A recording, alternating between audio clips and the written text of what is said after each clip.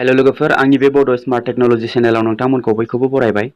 लोगोफोर गोबाङानो कनफ्यूज दा WhatsAppआव भइस मेसेज जिथु हरो बेयाव गोबाङानो माने स्पीड खोनायो।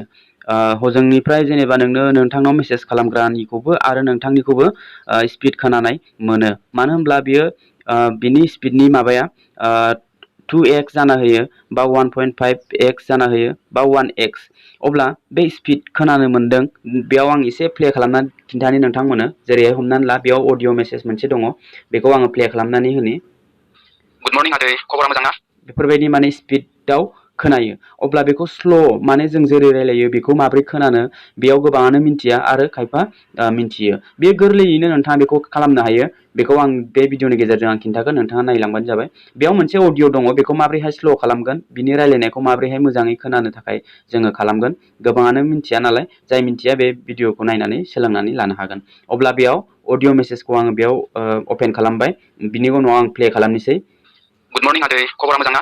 अके, बेफोरबायदि प्ले खालामनाय लोगो लोगो नैबे 2x दङ बेहाय, बे 2x गुड मर्निं आदै, खबरा मोजां ना? बेयाव क्लिक खालामनानै 1x खालामनानै हो नोंथांनाव जुदि 2x दङब्ला। अके, आरो जुदि गुड मर्निं आदै, खबरा मोजां ना? बा एसे स्पीड जागोन, स्पीडा खम जागोन। बाट नर्मेलि जों जेरै रायलायो नोंथाङा जेरै बुंदों बेबायदि खोनानो थाखाय जोङो 1x आवनो दोननांगोन। बेखौ प्ले खालामनानै गुड मर्निं आदै, खबरा मोजां ना?